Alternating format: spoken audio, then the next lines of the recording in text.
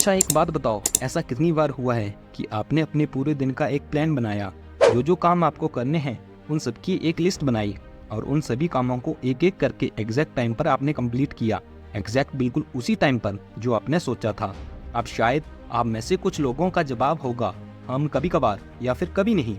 अब शायद आपको लग रहा होगा इसके पीछे का रीजन है मोटिवेशन की कमी, प्रोकास्टिनेशन या लेजीनेस एटसेट्रा, पर ऐसा नहीं है।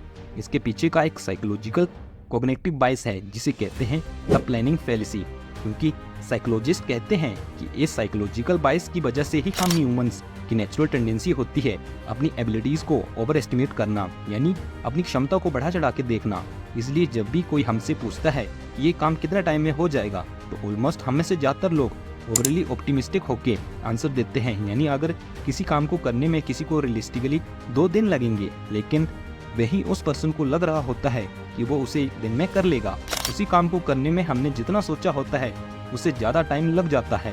सो नेक्स्ट टाइम जब भी आप कुछ प्लान कर रहे हो तो इस बात को ध्यान में रखना कि आप जितना हो सके उतना रियलिस्टिकली और प्रैक्टिकली सोचो। ये साइकोलॉजिकल फैक्ट ऐसा है जिससे आपको रोज के डिसीजंस लेने में मदद मिलेगी। ये जिंदगी भर आपके हमेशा काम आएगा। और ऐसे ही अमेजिंग साइकोलॉजिकल फैक्ट्स हम आपको आगे भी बताने वाले हैं जो आपके हमेशा डेली लाइफ में काम आने वाले हैं। लेकिन हम आपको अभी एक चैलेंज देते हैं, आप वीडियो के एंड तक फुल फोकस के साथ देखने में पास हुए या फेल हमें कमेंट करके वीडियो के एंड में जरूर बताना। Number 2, the contrast effect. Imagine करो 2 पानी के बोल हैं, एक में है बर्फीला ठंडा पानी और दूसरे में है नॉर्मल पानी। अब अगर आप अपना राइट हैंड उस बर्फीले पानी में डालोगे 1 मिनट के लिए और फिर 1 मिनट बाद अब आपने दोनों हाथों को नॉर्मल पानी में डालोगे, आपका लेफ्ट हैंड आपको नॉर्मल फील होगा, लेकिन वहीं राइट हैंड को ऐसा लगेगा जैसे गर्म पानी में हाथ डाल दिया हो। इसके पीछे एक साइकोलॉजिकल फिनोमिना है जिसे कहते हैं कॉन्ट्रास्ट इफेक्ट, जो कहता है कि एक खराब चीज के सामने एक एवरेज चीज भी अच्छी लगने लगती है। वहीं एक हद से ज्यादा महंगी चीज के सामने एक अच्छी खासी महंगी चीज भी नॉर्मल प्राइस की लगने लगती है। हमें 5-2 पर्सन के आगे 5-7 का पर्सन ज्यादा अच्छा लगेगा, लेकिन वहीं उस 5-7 वाले पर्सन को आप 6-2 वाले पर्सन के आगे लाके खड़ा कर दो तो उस 5-7 वाले की वैल्यू हमारी नजरों में कम हो जाएगी।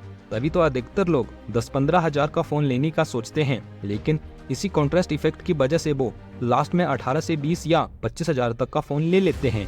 इस कॉन्ट्रास्ट इफेक्ट का इस्तेमाल एप्पल जैसी बड़ी बड़ी कंपनियां भी करती हैं। Number 3, you must never disagree. ये साइकोलॉजिकल ट्रिक तो हम खुद भी अपनी डेली लाइफ में करते हैं अपनी कम्युनिकेशन में, और हमारे अकॉर्डिंग आपको भी ये पावरफुल ट्रिक यूज करनी चाहिए। अगर आप चाहते हो कि लोग आपकी बात सुने और आपके पॉइंट ऑफ व्यू को समझें, तो उनसे कभी भी डिसएग्री मत करो। यानी उन्हें सीधा ये मत कहो कि मैं तुमसे बिल्कुल भी एग्री नहीं करता। Cognitive neuroscience university, college London and MIT Tali Sharot ने एक रिसर्च पब्लिश की थी जहां उन्होंने 42 वॉलंटियर्स यानी 42 लोगों के जोड़े बना के एक रियल एस्टेट प्रॉपर्टी की वैल्यू गेस करने को कहा, जहां रियल टाइम में उनके ब्रेन को स्कैन किया जा रहा था।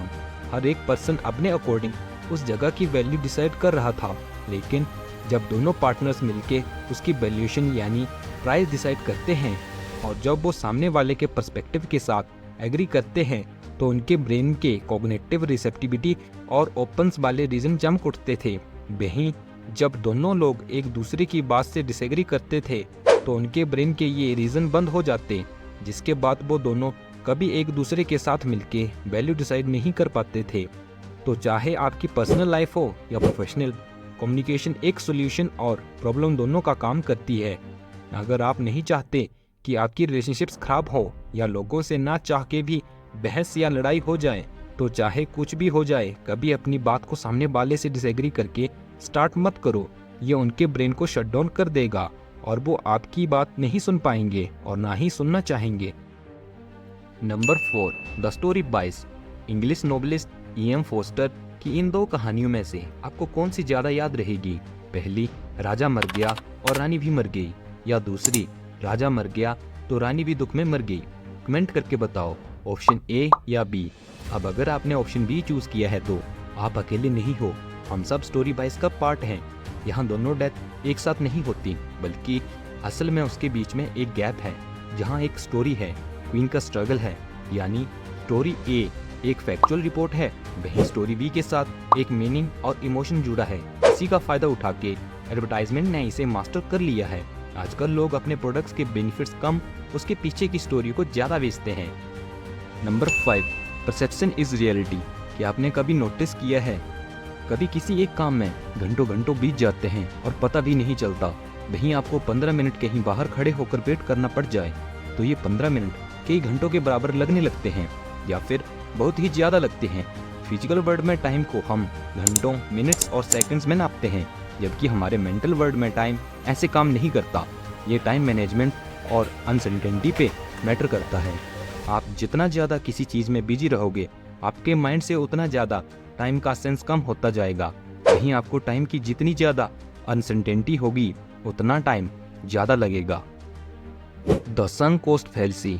आपने अक्सर लोगों के बारे में सुना होगा कि किसी का एक समय में अच्छा बिजनेस चल रहा था, लेकिन उस बिजनेस को चलाने के लिए वो और कर्ज पे कर्ज लेते गए और आगे चल के उनको वो बिजनेस तो बंद करना ही पड़ा और साथ में उन पर और ज़्यादा कर्ज भी हो गया, क्योंकि वो चाह रहे थे कि अब इतना पैसा तो लग गया है, शायद और पैसा लगाऊंगा तो अब मेरा पहले का लॉस रिकवर हो जाएगा।